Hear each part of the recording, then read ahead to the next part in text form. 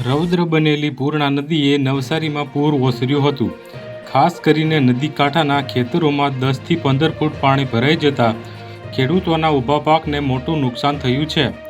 ડાંગર અને શેરડી સહિત અન્ય શાકભાજી પાકોમાં ખેડૂતોને માથે હાથ દઈને રોવાનો વારો આવ્યો છે. નવસારી અને ઉપરવાસના જિલ્લામાં ગત ગુરુવારની રાત્રે પડેલા વરસાદને કારણે ગત શુક્રવારે નવસારીમાંથી પસાર થતી લોકમાતા પૂર્ણા નદીમાં ઘોડાપૂરની સ્થિતિ સર્જાઈ હતી. 2004 બાદ પૂર્ણા નદીમાં આવેલા પૂરે મોટી તારાજી સર્જાણી છે. નવસારી શહેર સહિત તાલુકાના 14 ગામડાઓમાં પૂરના પાણી ભરાઈ જતા લોકોને હાલાકી વેઠવી પડી હતી.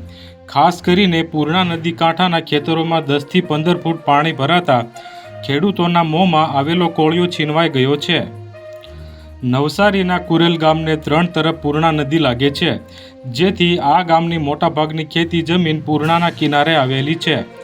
અંદાજે 100 વીઘાના ખેતરોમાં પૂરના પાણી ભરાતા શેરડી, કેળા, કેરીના બાગાયતી પાક સંપૂર્ણ રીતે નાશ પામ્યા છે.